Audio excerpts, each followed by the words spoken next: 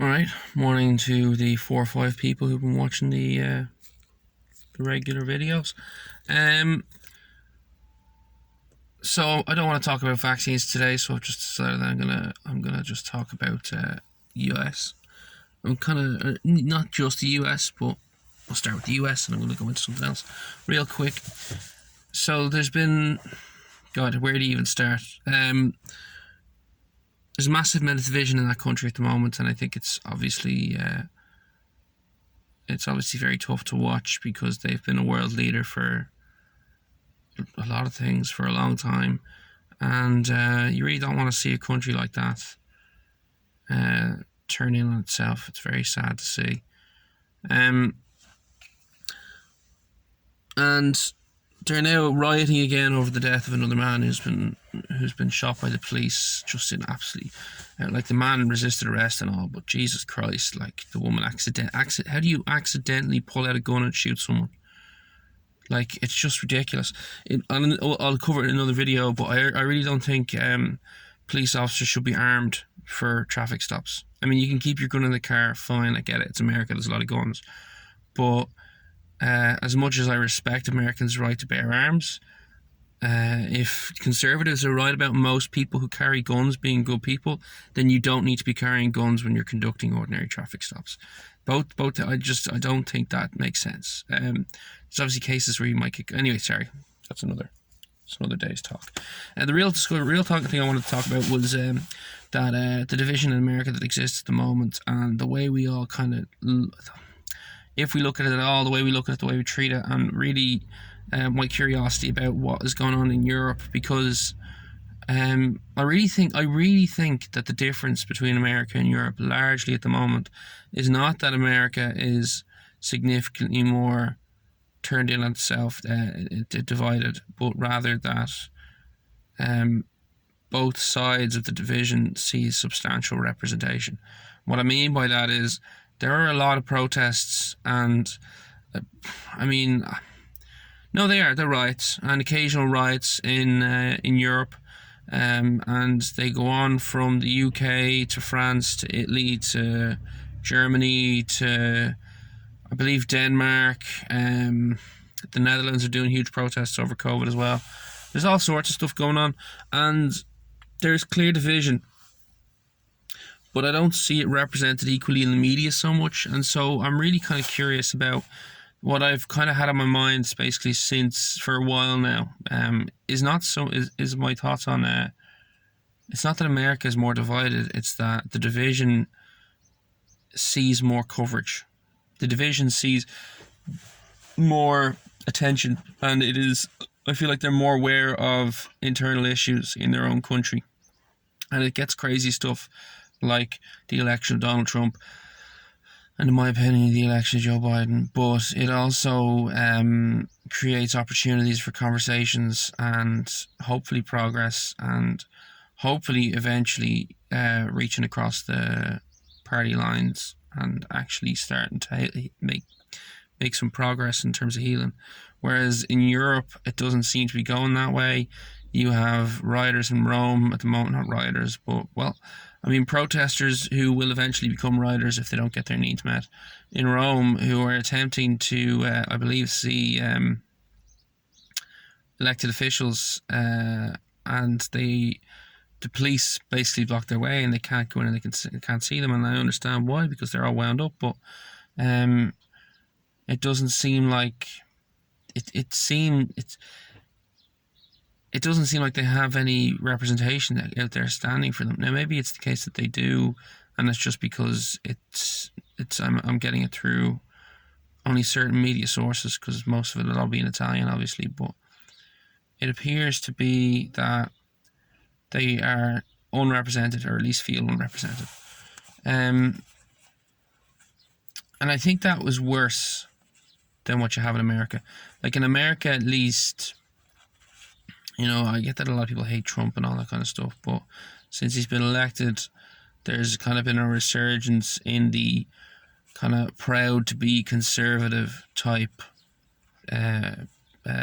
group, and that's a broad swathe of people. Like, as in, there's a lot of people who shouldn't be proud to be the kind of people they are in that kind of part of the world. But there's also a lot of people who are happy, who should be fine. They're happy. You should be proud of yourself. Nothing wrong with that. And yeah, so they feel that there is a community there, but I don't think that it's a lot more disjointed in Europe, and I feel like it makes for a lot more problems. And I think it will gradually. I think whereas America could potentially see a way out, Europe seems to, in my opinion, to be getting gradually worse. I'll give Ireland as an example as well. Throughout this COVID crisis, we started with Leo Varadkar in charge and moved on to Micheál Martin, Fianna Fáil, Fine Gael, both their respective parties. Had to form a coalition actually with the Green Party, and I think, was there any other parties? I'm not sure. I'm trying to remember now. In order to maintain power, and it was clear that Sinn Féin, the kind of left-wing party of our country, in my opinion, it was clear that they had done exceptionally well in the election, and arguably won. If you were to say who is, in terms of gains, not in terms of overall seat numbers, but in terms of gains on previous numbers, arguably won the election. And they should have been part of a coalition to run the country, and I understand why many people in Ireland would not want them in office, but taking them out of that coalition seems to have created a case where all the problems of COVID and everything else that's been going on over the last year are going to be put on Fianna Fáil and Fine Gael, and they are completely they're, like I said about the people not feeling represented. There's no sign that people feel represented. They feel, it seems that they're completely disjointed from ordinary everyday working people, or not working people at this point. And yeah, so a lot of people are switching to Sinn Féin, thinking Sinn Féin are going to solve all their problems, because it's very easy for members of Sinn Féin, with Mary Lou at the head, to stand up and say, give out about various government policies, because they don't actually need to be held to account themselves in many respects. So when this all comes to an end, and and probably eventually when we run new elections, Sinn Féin, I believe, will likely at the very least, they'll get into government. They may manage to push out Fine Gael and Fianna Fáil entirely.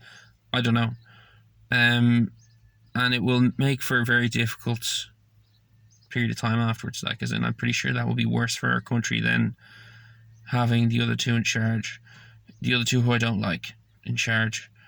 And this party has not been in power for decades, so it'll be very interesting to see what happens. But I'm very concerned about what may happen as well. I suppose, much like I thought about Trump in 2016, Sinn Féin will be a wild card. You really don't know what's going to happen, because they've never served before. Like, as in, they've never. The people in the party as it is today have not been in government yet. So it'll be interesting to see what happens. But yeah. Anyway, that's not really to give it. I'm not a political pundit for Irish government, so that's just my opinion. And there maybe there's a mistake or two in there. I don't know, but it's just, what I'm saying overall is, it feels that their problems in Europe are getting worse, and there's no clear unified sign of an attempt to highlight and resolve them. Whereas the problems in America arguably could be peaking, I think. I mean, it's not great to say things couldn't get much worse than they are, but at the same time, it also means that hopefully they'll start opening up options to calm things down in America, which would be nice. The reason I say this, by the way, and the reason I think it's important to point out, is just all the Europeans. If you're an American watching this, Europeans have such a high opinion of themselves, and really turn their nose up at Americans. Like, as in, there is a common attitude. It's not all Americans. It's not like if I met an American, or it's not like if people meet Americans that they have a problem with them. It's just the general image of America around the world is not a positive one. It is what it is. Anyway, that's all I have for you this morning.